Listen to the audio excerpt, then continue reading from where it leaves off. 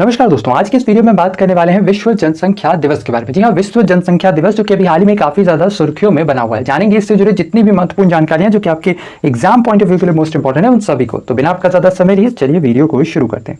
सबसे पहले जानते हैं सुर्खियों में क्यों है। तो असल में अभी हाल ही में 11 जुलाई को विश्व जनसंख्या दिवस मनाया गया है। इस दिवस की शुरुआत वर्ष 1990 में की गई थी। इसके साथ ही साथ ध्यान रखना है कि वर्ष 1989 में यूनाइटेड नेशन डेवलपमेंट प्रोग्राम की गवर्निंग काउंसिल ने 11 जुलाई को विश्व जनसंख्या दिवस के तौर पर मनाने का फैसला लिया था, जिसके अगले ही साल यानी कि वर्ष 1990 में पहली बार दुनिया के कुल 90 देशों में विश्व जनसंख्या दिवस मनाया गया। इसके साथ ही साथ जानते हैं हर वर्ष क्यों मनाया जाता है विश्व जनसंख्या दिवस। असल में वर्ष 1987 में 11 जुलाई के दिन ही दुनिया की जो कुल आबादी है यह 5 अरब तक पहुंच गई थी। और ऐसे कंडीशन में जब आबादी लगातार बढ़ती जा रही थी तो ऐसे कंडीशन में लोगों को जनसंख्या से जुड़े मुद्दे, पर्यावरण या फिर विकास, इन सभी के असर को लेकर दुनिया भर के लोगों को जागरूक करने के लिए इस दिवस की शुरुआत करने की आवश्यकता लगने लगी, जिसके बाद वर्ष 1990 में फाइनली इस दिवस को पहली बार संयुक्त राष्ट्र यानी यूएनडीपी के द्वारा मनाया जाने लगा। इसके साथ ही साथ जो यूएनएफपीए है यानी यूनाइटेड नेशन पॉपुलेशन फंड, इसका यह कहना है कि जो विश्व जनसंख्या दिवस है इसे मानवीय प्रगति के जश्न के तौर पर मनाया जाना चाहिए। साथ ही साथ यूएनएफपीए के अनुसार वर्तमान में अगर इतिहास को पलट कर देखें तो इतिहास के किसी भी दौर के मुकाबले वर्तमान में जो शिक्षा है और जो सेहत है वह पास्ट के रिस्पेक्ट में प्रेजेंट टाइम पर काफी ज्यादा बेहतर है। इसके साथ ही साथ यूएनएफपीए का यह भी कहना है कि जिस तरीके से जनसंख्या बढ़ती जा रही है तो वैसी कंडीशन में जनसंख्या को एक समस्या के तौर पर नहीं बल्कि एक समाधान के तौर पर देखा जाना चाहिए। और इसी को देखते हुए विश्व जनसंख्या दिवस का इस वर्ष का विषय रखा गया 8 अरब लोगों की दुनिया, हर किसी के लिए बेहतर भविष्य तय करने की ओर बढ़ते कदम, जहां अवसर हो, अधिकार हो और सबके पास अपनी पसंद का विकल्प हो। इसके साथ ही साथ प्रेजेंट टाइम पर अगर दुनिया की आबादी की बात करें तो यूनाइटेड नेशन पॉपुलेशन फंड यानी यूएनएफपीए के आंकड़ों के अनुसार दुनिया की जो कुल आबादी है यह तकरीबन 7 अरब 95 करोड़ 40 लाख है। इसके अंतर्गत 15 से 64 साल के उम्र के लोगों की आबादी तकरीबन 65% है। इसके साथ ही साथ 65 साल के ऊपर के लोगों की बात करें तो यह तकरीबन 10%, जबकि 14 साल से कम की बात करें तो यह तकरीबन 25% है। इसके अलावा बार बार एक टर्म यहां पर देखने को मिल रहा है, वो है यूएनएफपीए। जान लेते हैं इसके बारे में भी, यानी यूनाइटेड नेशन पॉपुलेशन फंड। इसकी स्थापना असल में 1969 में की गई थी। इसका मुख्यालय न्यूयॉर्क में है।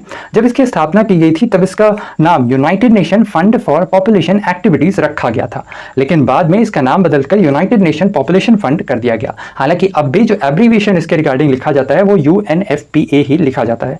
इसके साथ ही साथ जो यूएनएफपीए है यह असल में एक अंतर्राष्ट्रीय संगठन है जो कि सस्टेनेबल डेवलपमेंट हो, एजुकेशन हो या फिर जेंडर इक्वालिटी हो, इन सभी के संबंध में कार्य करता है। अच्छा, साथ ही साथ यूएनएफपीए से जुड़े एक और इंपॉर्टेंट पॉइंट ये भी ध्यान रखना है, पिछले वर्ष यानी कि वर्ष 2021 में यूएनएफपीए के द्वारा my body is my own शीर्षक से एक विश्व जनसंख्या रिपोर्ट भी जारी की गई थी। तो यह ध्यान रखना है।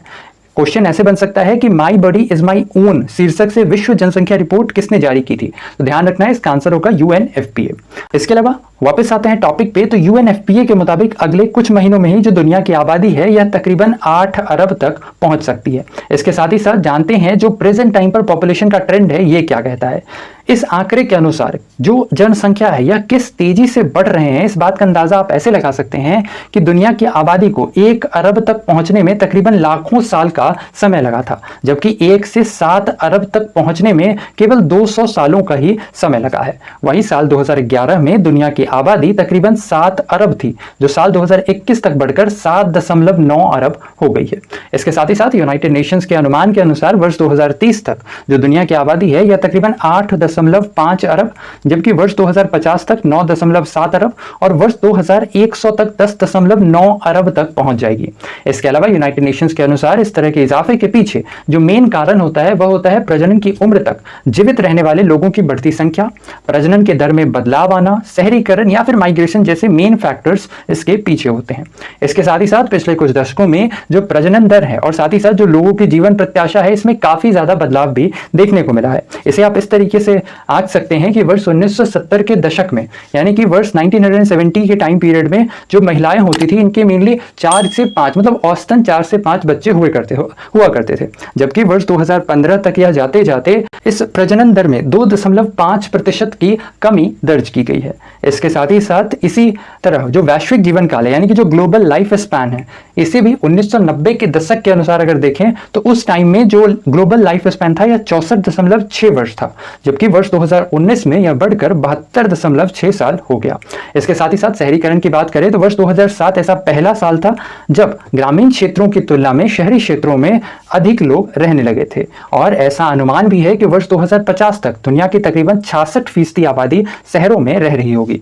इसके साथ ही साथ वर्ल्ड पॉपुलेशन प्रोस्पेक्ट्स 2019 के अनुसार जो दुनिया की कुल आबादी है इसमें से 60% से भी अधिक जो हिस्सेदारी है यह एशिया की है। और एशिया की क्यों है पता होगा, क्योंकि इसके अंतर्गत एशिया में ही दो सबसे ज्यादा पॉपुलेटेड कंट्री है। कौन कौन सी? एक इंडिया और दूसरा चाइना। तो ऐसे कंडीशन में चीन और भारत जो है यह दुनिया की यानी दुनिया की सबसे ज्यादा आबादी वाला देश है और एशिया के अंतर्गत भी सबसे ज्यादा है। ऐसे में वर्ष 2027 तक जो भारत है यह चीन को आबादी के मामले में पीछे कर देगा। इसके साथ ही साथ यूएनएफपीए के मुताबिक इस वक्त चीन की कुल आबादी तकरीबन 1 अरब 44 करोड़ है, वहीं भारत की प्रेजेंट टाइम पर कुल आबादी 1 अरब 40 करोड़ के आसपास है। तो इस तरीके से हमने देखा कि जो पॉपुलेशन है यानी कि जो विश्व जनसंख्या दिवस है यह क्यों चर्चा में था, इससे जुड़े जितने भी इंपॉर्टेंट पॉइंट्स थे उन सबको हमने देखा। तो बस आज के लिए इतना ही। उम्मीद करते हैं आज का हमारे वीडियो आपको इन्फॉर्मेटिव लगा होगा। अगर वीडियो पसंद आया है तो वीडियो को लाइक शेयर, चैनल पर नहीं है तो सब्सक्राइब करना बिल्कुल ना भूलें। साथ ही साथ बगल में घंटी का आइकन है जिसे दबाकर आप हमारे चैनल से जुड़े सारे नोटिफिकेशंस प्राप्त कर सकते हैं। तो ऐसे में आज के लिए इतना ही। अपना ख्याल रखें, स्वस्थ रहें, सुरक्षित रहें। आपसे फिर अगले वीडियो मुलाकात होगी, तब तक के लिए धन्यवाद।